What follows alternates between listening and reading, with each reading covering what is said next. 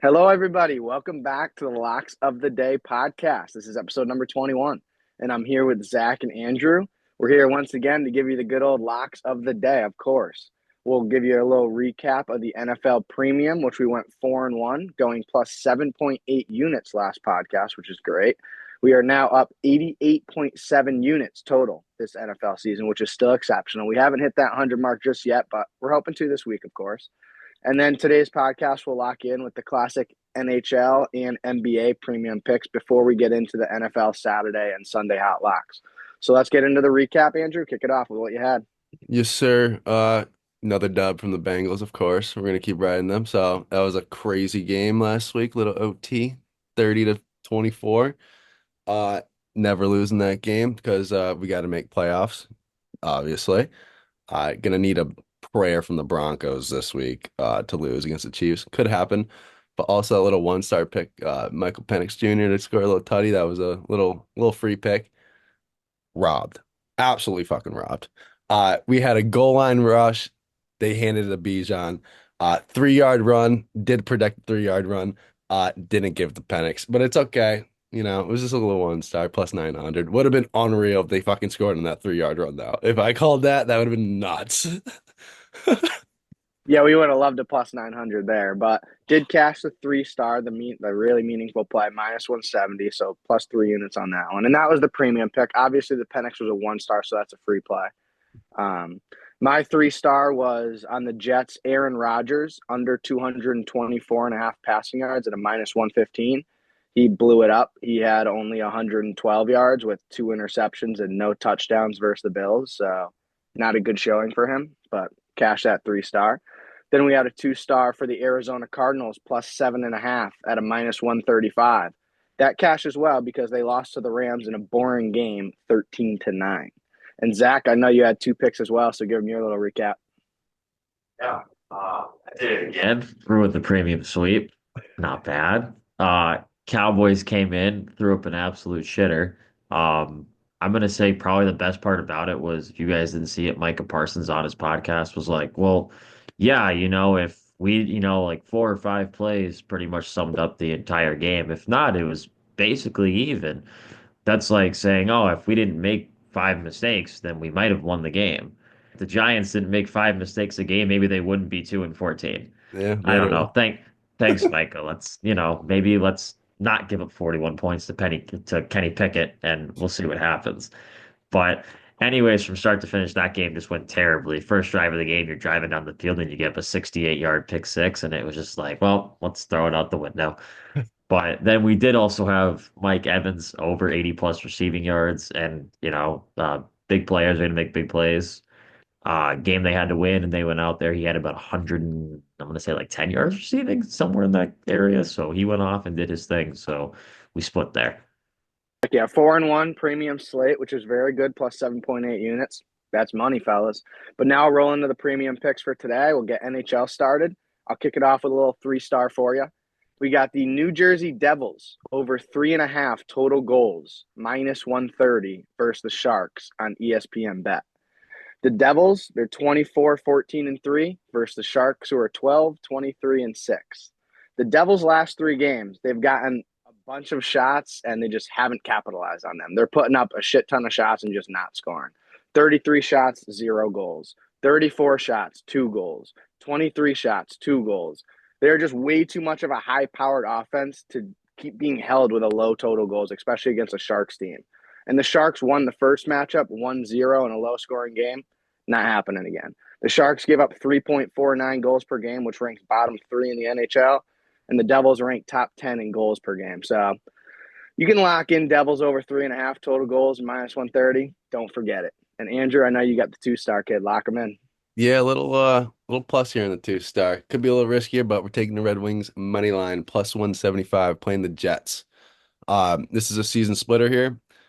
Jets won the first game 6-2. Wasn't competitive at all, but that was when the Jets were on fire. Beginning of the season, they were like 15-0. That's Red Wings got off to a slow start this year. So I like the Red Wings here. Jets are on a low-key little 2-game losing streak here. They cooled off, just lost to the Ducks in OT. Not a good sign for the Jets if you're losing to the Ducks. Red Wings, on the other hand, starting to heat up, starting to play some good hockey.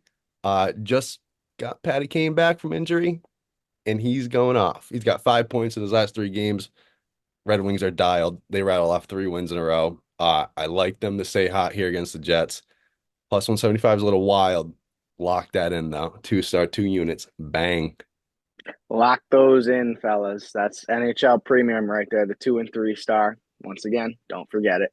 Zach, kick them off with the NBA. I know you got 2 locks over there. Yeah. So we're going to start with our 3 star. It's going to be Nuggets money line at a minus 120. The Nuggets are coming off a loss last night to the Spurs, who they play again tonight, which was a close game, 113, 110. The Nuggets have kind of flipped the switch recently. They've been very on and off this season. You know, they lose Jamal Murray for a little bit, lose Nikola Jokic for a bit, but they're averaging 121 points in their last about 5 or 6 games. That's pretty much since Russell Westbrook got put in their starting lineup. He's kind of given them a big spark coming off their bench. The big thing to see for the Nuggets tonight is if Aaron Gordon will play. He is questionable, so there's a shot he's going to play, which means they'll move Russ back to their bench, which is extremely important for them because that's going to add depth into their lineup big time. And I mean, last night the Nuggets got killed on the boards.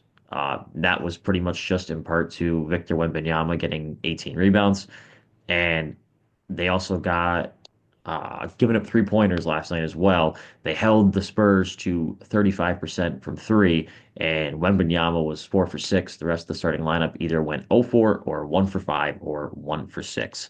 So I don't see the Nuggets making the same mistakes. I see them adjusting to the game plan to find a way to stop Wembanyama last night or going into tonight.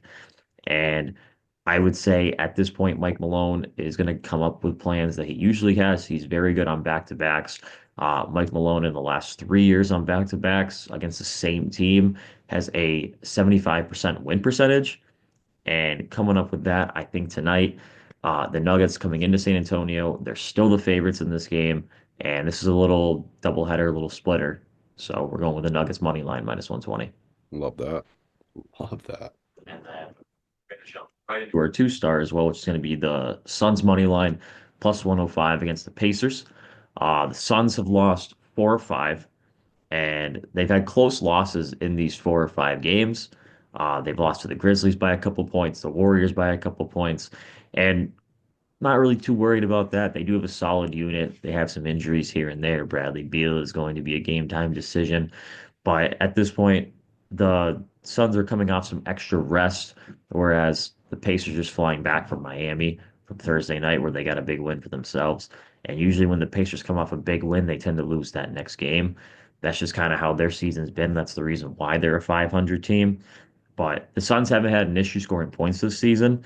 And I think in this game, it's big because they're averaging around 115 points. And the Pacers defensively ranked 23rd in points per game and 25th in defensive efficiency. And seeing as the Pacers took the first game here, as we mentioned, the series split coming here. I think the Suns will split the season series here. And I think they're going to take care of business in Indiana. I think Kevin Durant, big game coming tonight. Love it. So there's the NBA locks for tonight. So there's your NHL and premium or NHL and NBA premium locks. And now we'll roll into the good old Saturday, today's NFL picks before we roll into Sunday's NFL picks. So I'll kick you off with the first game of the day. I got a 2 star. The Baltimore Ravens, minus 19.5, minus 115 versus the Browns. The Browns won the first matchup 29-24. That isn't happening again. Lamar is trying to prove he should be the league's MVP this game, and if he even wants a chance of that, he has to show out this game. Also, the Ravens need to win the division, and they need to win the game to do that unless they were to lose and then the Steelers were to still lose. Whatever. They want to control their own destiny. They want to win. Simple. Dorian Thompson-Robinson is still the Browns starter, not Jameis the Slinger Winston. So it's not like the Browns are going to be putting up any sort of crazy points here. They're really no offensive threat, yet we know the Ravens are a massive offensive threat. You got King Henry and Lamar out the backfield. They've proven to be dominant together. It's a massive spread and potentially the biggest spread of the season for a reason. And I mean, just look at the touchdown prop lines as well. There are 7 to 8 guys on the Ravens more likely to score a TD than the first player on the Browns. So they're basically just saying the Browns ain't scoring tonight. At most a touchdown if they're lucky to. I don't even see them putting up two. So I believe the Ravens smack them and cover them for us. Ravens minus 19 and a half at a minus 115. Lock that in as a 2-star. And Andy, I know you got the 3-star today. I'm sure they know. Yeah, 3 stars is gonna be the Bengals, so I don't really need to explain myself. If you want to know why, just go back to the last pod. So minus 130, it's a 3 star. So there you go. Bengals lock that one in. You know we love them. We've been riding them. Mhm. They've cashed all the time for us. We're sticking right with them. We love them. We're behind Burrow and Chase. Pretty much, are they number one offense still? Yeah, yeah, yeah. They're Yeah, just number one offense. I mean, they're just producing. Pretty simple. But now let's kick it into our Sunday locks.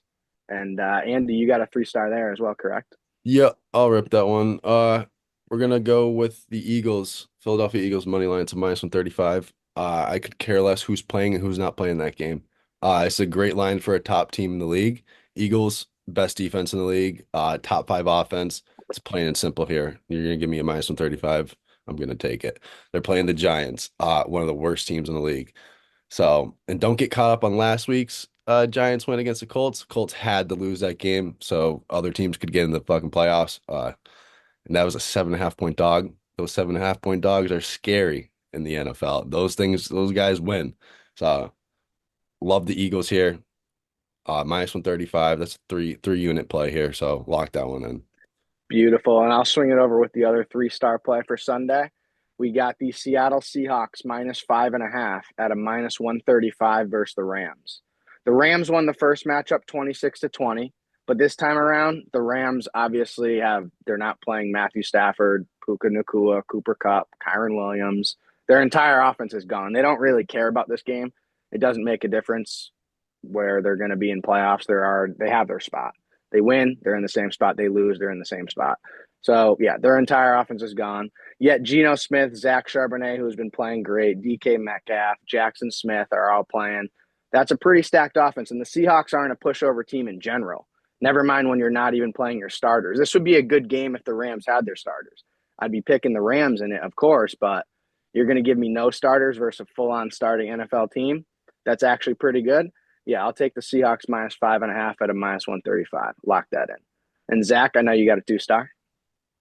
Yep, I've got a couple for you. Real quick before I jump into mine, for your Ravens pick, the Browns are going to start Bailey Zappi for today.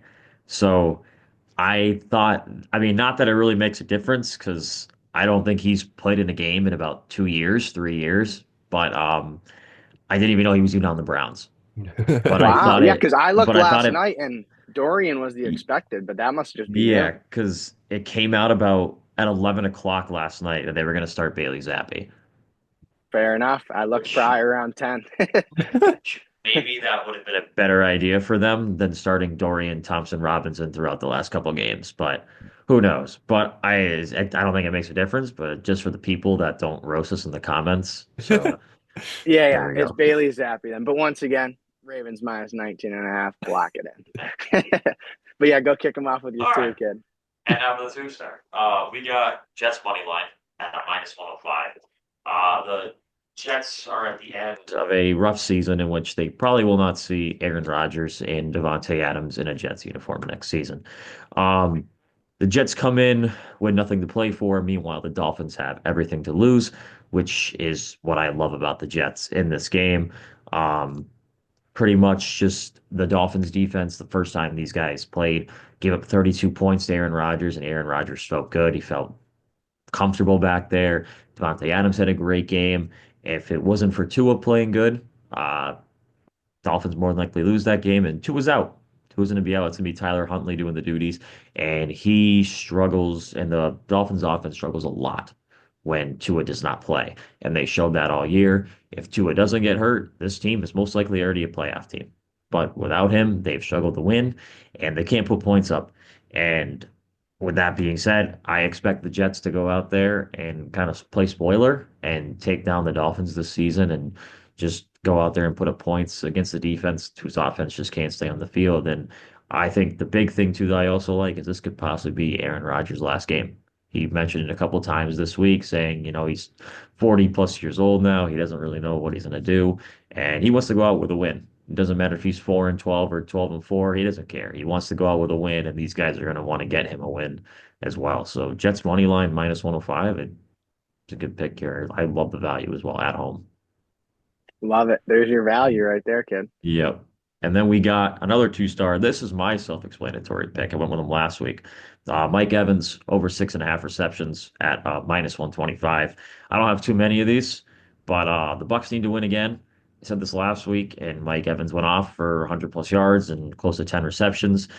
This week, the books were smart, and they upped his yardage to just over 100, and it was at 84, I believe, like 2 days ago. So they got smart with it, and they saw everyone was going to take it. And so 6.5 receptions at a minus 125, which is on ESPN Bet. I think it's just great value. I mean, he needs 5 catches and 85 yards to hit his incentives. And on top of that, too, the Bucks, like I said, they got to win. They got to beat the Saints, and they're going to hit their best player in a game they need to win. The Saints may look like a UFL team because they don't have anyone on their team because Derek Carr's not playing, Alvin Kamara's not playing, you name it, they're just not playing because they're all just banged up. They're all hurt. But the Bucks are going to do what they did to the Panthers last week, and they're going to hang up like 30 points because they're going to make sure that they win this game and enter the playoffs, which means Mike Evans, who's always open, is going to get the ball. So Mike Evans over 6.5 receptions. We're going to take it. We're going to run with it again. And if it's not broke, you don't fix it. Absolutely. Love it. Absolutely. You can cash that one, buddy. And then I'll lock it in with the last two-star of NFL Sunday, which is another prop. Kind of backs Andrew's Eagles pick over here. We got on the Giants, Drew Lock under 189.5 passing yards at a minus 110 versus the Eagles. That was on DraftKings. It's going to be a boring game this week since obviously the Eagles most likely aren't starting Jalen Hurts, A.J. Brown, Devontae Smith, Saquon Barkley, whatever, and they're still better than the Giants, of course, sure. So the Giants may actually keep it tight. They're not going to win, but I'm sure they'll keep it tight. It's going to be low scoring, boring, like I said. But Drew Lock will not be passing for 190-plus passing yards, no matter the outcome. The Giants blow, and so does he. Pretty simple. In Drew Lock's last 3 starts, he's actually been averaging 248.6 passing yards per game, which is pretty impressive. He's been playing pretty well under the radar. His passing yards have been better than you'd expect. I'd say that. He's overperforming heavily, and that's just not going to last the final game of the season. His over-under is set very low for a reason, just like Aaron Rodgers last week. So you can lock in Drew Lock under 189.5 passing yards at a minus 110, 2-star. You boys got anything else? Yeah, if you're not locked in the premium, you're missing out a lot because we were up 46.85 units in December. So you're welcome. That's a lot of money in There you 1 go. month Yeah. for premium. Make sure you DM us at LocksOTD on Instagram, Threads, Twitter, wherever you want. If you want to contact us to get in touch with premium, we post every day. We'll let you know anything every day. It's all sports pretty much. But what did you want to say, Zach? But I was just going to add in, thanks to everyone who rode with us for the NFL season. I know it's not technically over, but this is the last week of the regular season, so playoffs coming up. There's not really going to be too many games, but I would say this has been a really big season. Not only, I mean, pretty much for us. I mean, we finished, I don't know the exact number of units now. I think it's got to be, what is it, still 90, if not a little less? At 88 right now. Yeah, 88. I 88.7. mean, that kind of speaks for itself. I mean, we started this podcast pretty much right before NFL. I'd say like right Correct. around there. Yeah, Yep. literally mean, when it's NFL started, yeah. Yeah, and I mean, everyone who followed, who tailed, I mean, you guys made this happen. We've kind Yeah. of taken off since to where we are now. So big thank you to you guys. Thanks for watching Oh yeah. Yes, sir. Thank you to and everybody. supporting. Thank Yeah. you for tuning in, always supporting. Make sure you follow us once again at LocksOTD. And this will wrap up podcast number 21, and we will see you next week for number 22. So peace.